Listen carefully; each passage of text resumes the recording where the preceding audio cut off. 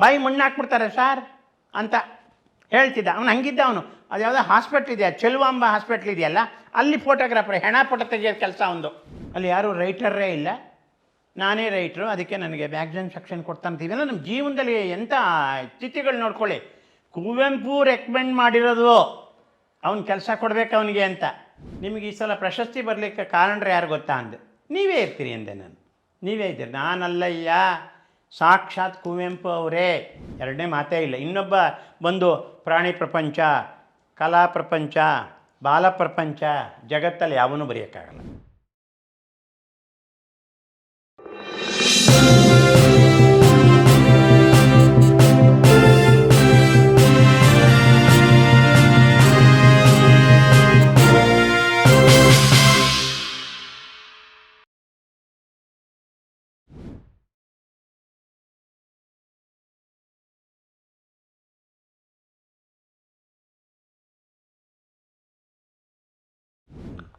ಇನ್ನು ಅವನು ಲಂಕೇಶು ನಾವು ಆತ ಅವಾಗ ಪಲ್ವಿಗೆ ಎಲ್ಲ ಸಿದ್ಧತೆ ಮಾಡುವ ಮುಟ್ಟುವಾಗ ಈಗಲೂ ಆ ಸ್ಟುಡಿಯೋ ಹಾಗೇ ಇದೆ.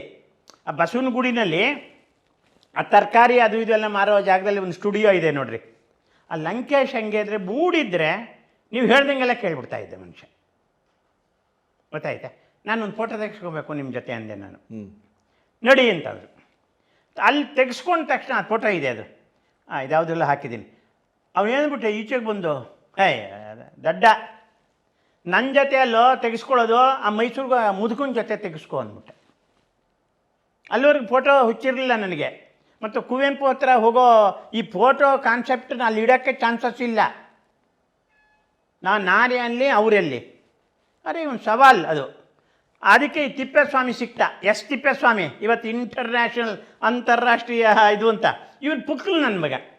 ಇವನು ಬಾರ ಹೋಗೋಣ ತೆಗಿಯೋ ಪರ್ಮಿಷನ್ ತಗೊಂಬಂದೀನಿ ಅಂದರೆ ಆ ಮನೆಗೆ ಒಪ್ಪಿದ್ದಾರೋ, ಜವರೇಗೆ ಅವರು ಒಪ್ಪಿದ್ದಾರೋ, ಹಂಗೆ ನಮ್ಮ ಚಂದ್ರು ಅಂತಾನಲ್ಲ ಈಗ ಇವರ ಹೆಸರನ್ನೆಲ್ಲ ಹಂಗೆ. ಅವ್ರು ಯಾಕೋ ಕಟ್ಕೊಂಡು ನನಗೆ ಅಂತಂದರೆ, ಇಲ್ಲ ಸಾರ್ ನನ್ನ ಕೆಲಸ ಹೋಗ್ಬಿಡುತ್ತೆ ಸಾರ್, ಬಾಯಿ ಮಣ್ಣು ಹಾಕ್ಬಿಡ್ತಾರೆ ಸಾರ್ ಅಂತ ಹೇಳ್ತಿದ್ದ. ಅವನು ಹಂಗಿದ್ದ. ಅವನು ಅದು ಯಾವುದೋ ಹಾಸ್ಪಿಟ್ಲ್ ಇದೆಯಾ, ಚೆಲುವಾಂಬ ಹಾಸ್ಪಿಟ್ಲ್ ಇದೆಯಲ್ಲ, ಅಲ್ಲಿ ಫೋಟೋಗ್ರಾಫರ್, ಹೆಣ ಫೋಟೋ ತೆಗೆಯೋ ಕೆಲಸ ಒಂದು. ನಾನು ಅವನು ಕರ್ಕೊಂಡೋಗಿದ್ದೆ, ₹100 ಆಗ. ಇದೆಲ್ಲ ಅವನು ತೆಗೆದಿರೋದು ಫೋಟೋ. ಅದು ತೆಗೆದು ಹೋಗಿದ್ರೆ ಅಯ್ಯೋ ರಾಮ, ಈ ಜನ ನನ್ನನ್ನು ಅಕ್ಸೆಪ್ಟೇ ಮಾಡ್ತಿರ್ಲಿಲ್ಲ ಗಣಪತಿ. ನಾನು ಅವ್ರ ಜೊತೆ ಇದ್ದೇನದು ಪ್ರೂಫ್ ಏನು? ಅದು ಸುಮ್ಮನೆ ಇಲ್ದಾನೆ ನಾನು ಈ ಮನುಷ್ಯ ಅದೇ ಈ ಲಂಕೇಶ್ ಮಾಡಿದ ಕೆಲಸ. ಆ ಕುವೆಂಪು ಪತ್ರಗಳು ತತ್ತಾ ಇದ್ನಲ್ಲ, ಫ್ರಂಟಲ್ಲಿ ಹಾಕ್ಬಿಡು ಅಂತ ತಂದು ತೋರಿಸಿದ್ದೆ. ಫೋಟೋ ನೋಡಿ ತಗೊಂಬಂದಿದ್ದೀನಿ ಅಂತ, ಫ್ರಂಟಲ್ಲಿ ಹಾಕ್ಬಿಡು ಅಂತ. ಆವಾಗಲೂ ತಪ್ಪು, ಈಗಲೂ ತಪ್ಪು ಆ ಫ್ರಂಟಲ್ಲಿ ಹಾಕಿದ್ದು. ನಾರಾಯಣ್ ಶೆಟ್ಟರು ಉಗ್ರ ಭೈರವ ಆಗ್ಬಿಟ್ರು. ಪುಸ್ತಕ ನೋಡಿ ಬಿಸಾಕ್ಬಿಟ್ರಿ ಹಿಂಗೆ ತೆಗೆದು. ನನ್ನ ಗುರುಗಳ ಫೋಟೋನ ನೀನು ಫ್ರಂಟಲ್ಲಿ ಹಾಕಿ ಮೆರವಣಿಗೆ ಮಾಡ್ತಾ ಇದೀಯಾ? ಹಂಗಿದ್ರು ನಾರಾಯಣ್ ಶೆಟ್ಟರು. ಎಸ್ ಸುಜಿನ ಇದೇನಪ್ಪ ಕರ್ಮ, ಇವರೇ ಹಿಂಗೆ ಅಂದಮೇಲೆ ಇನ್ನು ನಾನು ಅವ್ರಿಗೆ ಕೊಡೋದು ಹೆಂಗೆ? ಇವ್ರು ಕೊಟ್ಟು ಅಲ್ಲಿಗೆ ಹೋಗ್ಬೇಕು. ಒಂದೇ ರೂಟ್ ಅದು, ಎಂಥದ್ದು ವಾಣಿ ವಿಲಾಸ್ಪುರಂ ಇದೆಯಲ್ಲ, ಇವ್ರಿಗೆ ಕೊಟ್ಟಾದಮೇಲೆ ನಾನು ಕುವೆಂಪು ಮನೆಗೆ ಹೋಗ್ಬೇಕು. ಇವ್ರು ನಾರಾಯಣ್ ಶೆಟ್ಟರ ಮನೆ ಇಲ್ಲಿ, ನಾ ಕುವೆಂಪು ಮನೆ ಅಲ್ಲಿ. ಏನು ತಗೊಂಡೋಗಿ ಕೊಟ್ಟೆ, ಏನೂ ಅನ್ನಲಿಲ್ಲ.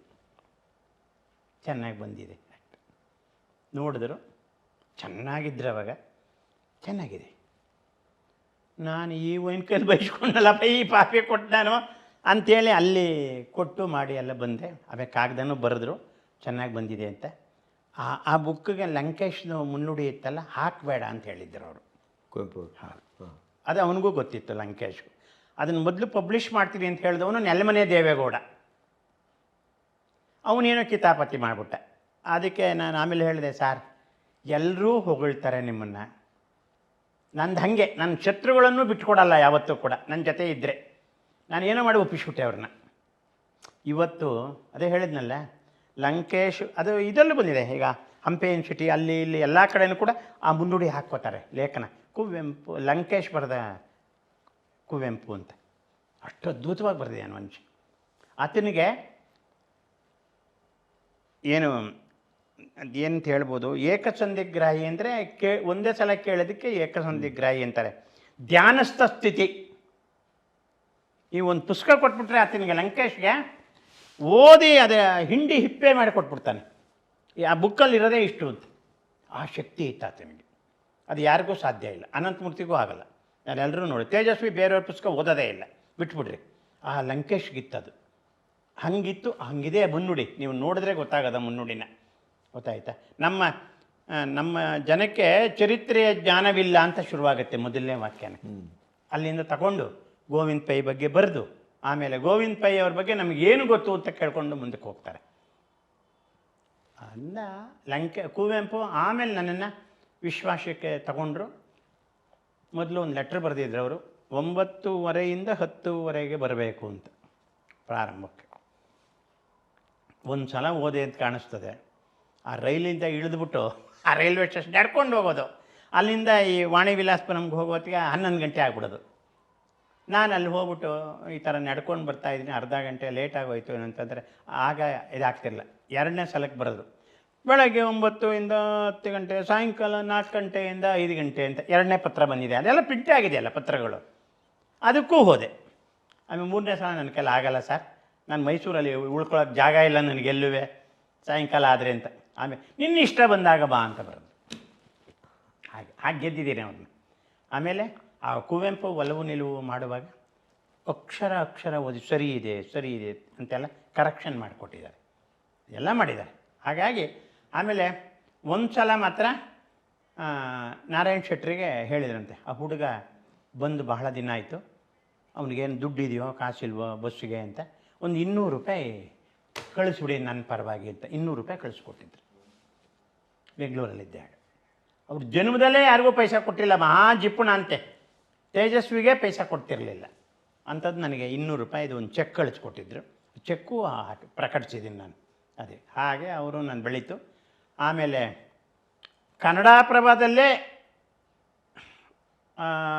72-73 ಚದುರಂಗರನ್ನ ಕಳಿಸಿ ನನ್ನನ್ನು ಕೆಲಸಕ್ಕೆ ತಗೋಬೇಕು ಅಂಥೇಳಿ ಫೋನ್ ಮಾಡಿದ್ದು. ಆಗ ಈ ಸಂಯುಕ್ತ ಕರ್ನಾಟಕದ ಬೇರೆ, ಕನ್ನಡಪ್ರಭದ ಬೇರೆ. ಆವಾಗ ಖಾದ್ರಿ ಶಾಮಣ್ಣನ ನನಗೆ ಫೋನ್ ಮಾಡಿ, ಸೀತಾರಾಮ್ ಇದ್ದಲ್ಲ, ಸೀತಾರಾಮ್ ಗೊತ್ತಾಯ್ತು, ಆ ಸಿನಿಮಾ ಸೆಕ್ಷನ್ ನೋಡ್ಕೊತಿದ್ನಲ್ಲ, ಅಥವಾ ನಾರಾಯಣ ಸ್ವಾಮಿ ಇದ್ದರು, ಅವರೆಲ್ಲ ಸಂಡೇ ಮ್ಯಾಗ್ಝಿನ್ ಕರೆದು, ಆಯ್ತಪ್ಪ ನೀನು ಕರೀತಾ ಇದ್ದಾರೆ, ನೀನು ತಗೋಬೇಕು ಅಂತ ಹೇಳಿದ್ದಾರೆ, ನಿನ್ನನ್ನು ಯಾವ ಸೆಕ್ಷನ್ಗೆ ಹಾಕಬೇಕು ಅಂತ ಯೋಚನೆ ಮಾಡ್ತಾಯಿದ್ದೀವಿ ಅಂತ ಹೇಳಿದರು. ಯಾರೋ ಸೀತಾರಾಮ್. ನನ್ನ ದುರ್ಗುಣದಲ್ಲಿ ಒಂದೇನು ಗೊತ್ತಾ, ನನಗೇನೇ ಫೀಲಿಂಗ್ ಆದರೂ ಇನ್ನೊಬ್ರ ಹತ್ರ ಹೇಳ್ಕೊಳ್ಳೋದು ಒಂದು ಅಭ್ಯಾಸ. ಆ ಬಾಲಚಂದ್ರದೊಂದು ಸಿನಿಮಾ ಇದೆ ನೋಡಿ, ಮನ್ಮಥ ಲೀಲೆ ಅಂತ, ಅದು ನನ್ನ ಕರ್ಮ. ನಾನೇನು ಮಾಡಿಬಿಟ್ಟೆ, ಅವತ್ತು ಜಾಣಗೆರೆ ವೆಂಕಟರಾಮಯ್ಯನ ಪ್ರೆಸ್ಸಲ್ಲಿ ಕೂತ್ಕೊಂಡು ಮೇಲ್ಗಡೆ ಯಾರಿದ್ದಾರೆ ಅಂತ ಗೊತ್ತಿಲ್ಲ, ಅಟ್ಟದ ಮೇಲೆ ನಾನಿಲ್ಲಿ ಜಾಣಗೆರೆಗೆ ಹರಟೆ ಹೊಡಿತಾ ಇದ್ದೀನಿ. ನಾಳೆಯಿಂದ ಕನ್ನಡಪ್ರಭಕ್ಕೆ ಹೋಗ್ತಾ ಇದ್ದೀನಿ ಕಡ್ರಿ. ಅಲ್ಲಿ ರೈಟರ್ಸ್ ಯಾರೂ ಇಲ್ಲ, ನಾನೇ ರೈಟರು, ಬಹುಶಃ ಮ್ಯಾಗ್ಝಿನ್ ಸೆಕ್ಷನ್ ಕೊಡ್ತಾರೆ ಅಂತ. ಅಲ್ಲಿ ಬಡ್ಡಿ ಮಗ ಮೋಹನ ಇದ್ದ, GN ಮೋಹನ ಅಲ್ಲಿದ್ದ ಮೇಲ್ಗಡೆ. ಅವನ ಹೆಂಡ್ತಿನೂ ಅದಕ್ಕೆ ಅಪ್ಲೈ ಮಾಡ್ಕೊಂಡಿದ್ಲು, ಸತ್ಯ ಅಂತ. ಇವನು ಹೋಗಿ ಹೇಳ್ಬಿಟ್ಟ ಅವನಂಗಂತ, ಅಲ್ಲಿ ಯಾರೂ ರೈಟರೇ ಇಲ್ಲ, ನಾನೇ ರೈಟ್ರು, ಅದಕ್ಕೆ ನನಗೆ ಮ್ಯಾಗ್ಝಿನ್ ಸೆಕ್ಷನ್ ಕೊಡ್ತಾನಂತೀವಲ್ಲ. ನಮ್ಮ ಜೀವನದಲ್ಲಿ ಎಂಥ ಸ್ಥಿತಿಗಳು ನೋಡ್ಕೊಳ್ಳಿ. ಕುವೆಂಪು ರೆಕಮೆಂಡ್ ಮಾಡಿರೋದು, ಅವನು ಕೆಲಸ ಕೊಡಬೇಕು ಅವನಿಗೆ ಅಂತ. ಮಾರನೇ ದಿನ ಓದ್ನಪ್ಪ ಇವನು ಉಗ್ರ ಬೈವ್ರ ಕಾದೆ ಶಾಮಣ್ಣ, ಏನ್ರಿ ನಮ್ಮ ಕಚೇರಿನಲ್ಲಿ ಯಾರು ರೈಟರೇ ಇಲ್ವಾ? ಗೊತ್ತಾಗಬೇಕು ಯಾರೋ ಬಂದು ಹೇಳಿಬಿಟ್ಟಿದ್ದಾರೆ, ಯಾರು ಅಂತ ಗೊತ್ತಿಲ್ಲ ನನಗೆ, ಹೇಳಿಬಿಟ್ಟಿದ್ದಾರೆ. ನೆನ್ನೆ ನಾವು ಇದೇ ಮಾತಾಡಿದ್ನಲ್ಲ, ಹೇಳಿಬಿಟ್ಟಿದ್ದಾರೆ. ಇಲ್ಲ ಸಾರ್ ಅಂದೆ, ಕನ್ಫರ್ಮ್ ಮಾಡ್ಕೊಂಬಿಟ್ಟೆ. ಜಗ್ಗವನಲ್ಲ ನಾನು, ಇಲ್ಲ ಸಾರ್ ಅಂದ. ನಾನೇನು ಅಂದರು ಅವರು, ನಾನೇನು ಅಂದರು, ನೀವು ಅನುವಾದಕರು ಸಾರ್ ಅಂದ್ಬಿಟ್ಟೆ. ನೀವು ಬಹಳ ಒಳ್ಳೆಯ ಅನುವಾದಕರು, ನೀವು ರೈಟ್ರಲ್ಲ ಅಂತ. ಅವತ್ತೂ ಇದು ಹೇಳಿದ್ದು ನಿಜ, ಇವತ್ತೂ ಹೇಳೋದು ನಿಜ, ನಾಳೆಗೂ ಅದೇ ಹೇಳೋದು ನಾನು ಕಾದೆ ಶಾಮಣ್ಣನ ಬಗ್ಗೆ. ಅದು ಆಯಿತು ಬಿಡಿ, ನೀವು ಬರೋ ಅಗತ್ಯ ಇಲ್ಲ ಅಷ್ಟೆ. ಇಂಥ ಒಂದೊಂದು ಮಾತಿಗೆ ಹೆಂಗೆ ಆಗಿದೆ ನೋಡ್ಕೊಳ್ಳಿ. ಅದಕ್ಕೆ ಆದರೂ ಕುವೆಂಪು ಚದುರಂಗರಿಗೆ ಹೇಳಿದೆ, ಈ ಥರ ಆಗೋಯ್ತು ಸರ್ ಅಂತ. ಹೋಗಲಿ ಬಿಡಯ್ಯ, ನಮ್ಮ ಚದುರಂಗರು ಒಂಥರ, ಹೋಗಲಿ ಬಿಡಯ್ಯ, ಅದಲ್ಲದೆ ಇನ್ನೊಂದು ಸಿಗುತ್ತೆ. ಏನು ಬೇಡ ಕಣಯ್ಯ, ಕಾಫಿ ಪೌಡ್ರ ಇದನ್ನ ಅಂಗಡಿ ಇಟ್ಕೊಂಬಿಡು ಓದಿದ್ರು. ನಾನೊಂದು ಕೊಡಿಸ್ತೀನಿ, 25,000 ರೂಪಾಯಿ ಕೊಡಿಸ್ತೀನಿ, ಆ ಇಂಡಸ್ಟ್ರಿಯಲ್ ಇದರಲ್ಲಿ ಅದೊಂದು ಲೋನ್ ಇತ್ತು, ನಿರುದ್ಯೋಗಿ ಯುವಕರಿಗೆ ಇಂಥದ್ದೇನೋ ಒಂದು ಇಟ್ಕೊಂಡು ಮಾಡೋಕ್ಕೆ ಮಿಷನ್ ಎಲ್ಲ ಕೊಡೋರು. ಸಾರ್ ನನ್ನ ಕೈಲಿ ಆಗುತ್ತಾ, ನಾನು ಅಂಗಡಿ ತಗೊಂಡು ಕೂತಿರೋಕ್ಕಾಗುತ್ತಾ, ಅದು ಕರ್ಮ, ಅದೇ ಬೇಡ ಬಿಟ್ಬಿಡಿ ಅಂತ ಹೇಳ್ತಿದ್ದೆ.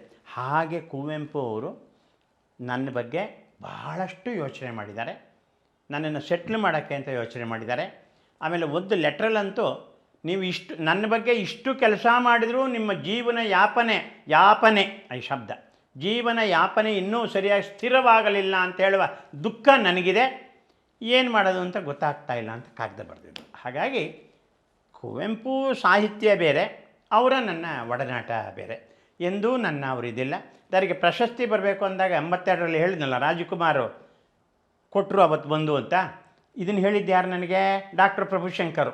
ಅವರೂ ಅಲ್ಲ, ಇವರೂ ಅಲ್ಲ, ಜವರೇಗೌಡರು ಅಲ್ಲ, ಟ್ರಸ್ಟಿಂದ ಕೊಟ್ಟಿದ್ದು. ನನಗೆ ಕೊಟ್ಟರು. ನಾನು ನನ್ನ ಹೆಂಡತಿ ಮಕ್ಕಳೆಲ್ಲ ಬೆಳಗ್ಗೆ ಹೋದ, ಕುವೆಂಪು ಮನೆಗೆ ಹೋದ, ಅವ್ರ ಮನೇಲಿ ಕಾಫಿ ತಿಂಡಿ ಕೊಟ್ಟರು, ಹೇಮಾವತಮ್ಮ ಇದ್ದರು, ಎಲ್ಲ ಆದಮೇಲೆ ಎಷ್ಟೋ ದಿನ ಆದಮೇಲೆ ಒಂದಿನ ನನಗೆ ಪ್ರಭುಶಂಕರ್ ಹೇಳಿದ್ರು, ಹರೇರ ಪ್ರಿಯ, ನಿಮಗೂ ಗೊತ್ತಿಲ್ಲದೆ ಇರೋ ಕೆಲವು ಸತ್ಯಗಳು ಇರ್ತವೆ ಗೊತ್ತಾ ಅಂದರು. ಏನು ಸರ್ ಅಂಥದ್ದು ಅಂತ. ನಿಮಗೆ ಈ ಸಲ ಪ್ರಶಸ್ತಿ ಬರಲಿಕ್ಕೆ ಕಾರಣರು ಯಾರು ಗೊತ್ತಾ ಅಂದೆ. ನೀವೇ ಇರ್ತೀರಿ ಅಂದೆ ನಾನು. ನೀವೇ ಇದ್ದೀರಿ. ನಾನಲ್ಲಯ್ಯ, ಸಾಕ್ಷಾತ್ ಕುವೆಂಪು ಅವರೇ. ನಾನು ಬದುಕಿದ್ದಾಗಲೇ ಆ ಹುಡುಗನಿಗೆ ಆ ಪ್ರಶಸ್ತಿ ಕೊಟ್ಟುಬಿಡಿ ಅಂತ ಹೇಳಿ. ಇದು ಯಾರು ಮಾಡ್ತಾರೆ ಹೇಳಿ? ಹೌದಪ್ಪ. ಇದು ಆಗಿದ್ದಿದ್ರೆ, ಹೀಗೆ ಆಗಿದ್ದಿದ್ರೆ, ನೀವು ಇವಾಗ ಎಷ್ಟೊತ್ತು ಮಾತಾಡಿದ್ವೋ ಗೊತ್ತಿಲ್ವಲ್ಲಪ್ಪ, ಅದು ಯಾವುದೂ ಸಂಭವಿಸ್ತಾ ಇರಲಿಲ್ಲ. ಅಂಥವ್ರು ಸಿಕ್ಕಲಿಲ್ಲ. ಇನ್ನು ನನಗೆ ಬೇರೆ ಎರಡನೇ ವ್ಯಕ್ತಿ ನನಗೆ ಸಿಕ್ಕಲಿಲ್ಲ. ಹಾಗಾಗಿ ಕುವೆಂಪು ಬಗ್ಗೆ ನನಗೆ ಇವತ್ತಿಗೂ ಕೂಡ ಎಷ್ಟೋ ನೋವಿದೆ. ಅವರಿಂದ ಅಲ್ಲ, ಆ ಹೆಸರಿನಿಂದ ನನ್ನನ್ನು ಬಹಳ ಚುಚ್ಚುತ್ತಾರಲ್ಲ, ಅವಮಾನ ಮಾಡ್ತಾರಲ್ಲ, ಆವಾಗ ನನಗೆ ಬಹಳ ನೋವಿದೆ. ಆದರೆ ಅವ್ರ ಬಗ್ಗೆ ನನಗೆ ಅಗೌರವ ಇಲ್ಲ. ನಾನು ಎಂದೂ ಅವ್ರ ಜೊತೆ ಜಗಳ ಆಡಿಲ್ಲ, ಅವರು ನನ್ನನ್ನು ಅವಮಾನ ಮಾಡಿಲ್ಲ, ಮತ್ತು ನನ್ನನ್ನು ಮೆಚ್ಚಿದವರವರು, ನನಗೆಲ್ಲ ಥರದ ಬೆಂಗಾವಲಾಗಿದ್ದವರು ಅಷ್ಟೇ. ದೈವಶಕ್ತಿ ಅನ್ನೋ ಹಾಗೆ ಅದು ಶಬ್ದ ಬಳಸೋದೇ ಆದರೆ, ನನಗೇನಾದ್ರು ಒಂದು ಶಕ್ತಿ ಅನ್ನೋದಿದ್ದರೆ ಅದು ಕುವೆಂಪುನೇ, ಇನ್ಯಾರೂ ಇಲ್ಲ, ಯಾರೂ ಇಲ್ಲ ಕರ್ನಾಟಕದಲ್ಲಿ. ಕಾರಂತರ ಒಡನಾಟ ಇತ್ತು, ಚೆನ್ನಾಗಿತ್ತು. ಬಂದಿದ್ದರು, ನಮ್ಮ ಮನೆಗೂ ಬಂದಿದ್ದರು. ಆದರೆ ಅವರು ಸ್ನೇಹಕ್ಕೆ ಯೋಗ್ಯರಾದ ವ್ಯಕ್ತಿ ಅಲ್ಲ. ದೊಡ್ಡ ವ್ಯಕ್ತಿ, ಅವ್ರಿಗೆ ಅರ್ಪಣೆ ಮಾಡಿದ್ದೀನಿ, ಒಂದು ದೊಡ್ಡ ಬುಕ್ ಅರ್ಪಣೆ ಮಾಡಿದ್ದೀನಿ. ಆದರೆ ಅವರು ಸ್ನೇಹಕ್ಕೆ ಯೋಗ್ಯರಲ್ಲ. ಮತ್ತು ತುಂಬ ಸ್ನೇಹಿತರನ್ನು ಸಂಪಾದಿಸಿದವರು ಅಲ್ವೇ ಅನ್ನೋದು. ತುಂಬ ಸ್ನೇಹಿತರ ಬಳಗವೂ ಇರಲಿಲ್ಲ ಕಾಣುತ್ತೆ. ಬೇರೆ ಅದು ಅವ್ರ ಸ್ವಂತದ್ದು, ನಾನು ಅದ್ರ ಬಗ್ಗೆ ಮಾತಾಡಲ್ಲ. ಬಟ್ ಕಾರಂತರನ್ನ ನಾನು ವ್ಯಕ್ತಿಯಾಗಿ ನಾನು ಇಷ್ಟಪಟ್ಟಿಲ್ಲ. ಅವರು ಸಾಹಸ, ಪ್ರಯೋಗ, ತಿಳುವಳಿಕೆ ಅದು ಬಹಳ ದೊಡ್ಡದು, ಬಹಳ ದೊಡ್ಡದು, ಆಕಾಶದಷ್ಟು ಎತ್ತರವಾದ್ದು, ಎರಡನೇ ಮಾತೇ ಇಲ್ಲ. ಇನ್ನೊಬ್ಬ ಬಂದು ಪ್ರಾಣಿ ಪ್ರಪಂಚ, ಕಲಾ ಪ್ರಪಂಚ, ಬಾಲ ಪ್ರಪಂಚ, ಜಗತ್ತಲ್ಲಿ ಯಾವನೂ ಬರೆಯೋಕ್ಕಾಗಲ್ಲ. ಅವರಿಗೇ ಸಾಧ್ಯ ಅದು, ಅಂಥ ಸಾಹಸಿ. ಆದರೆ ಸಹೃದಯ ಅಲ್ಲ, ಹೃದಯವೇ ಇರಲಿಲ್ಲ ಅವರಿಗೆ ನನ್ನ ಪ್ರಕಾರ. ಭಾಳಷ್ಟು ಜನ ನೋಡಿದೆ, ಇವರೊಬ್ಬರೇ ಕರಗ್ಬಿಡೋರು. ಕುವೆಂಪು ಅದೊಂದು ವಿಷಯದಲ್ಲಿ ಮಾತ್ರ ನೀವು ಅವ್ರನ್ನ ಒಲಿಸ್ಕೊಂಬಿಡ್ಬೋದಾಗಿತ್ತು. ತಪ್ಪು ಮಾಡಿದ್ರು ಕ್ಷಮಿಸ್ಬಿಡೋರು, ಏನು ತಪ್ಪು ಮಾಡಿದ್ರು ಕ್ಷಮಿಸೋರು.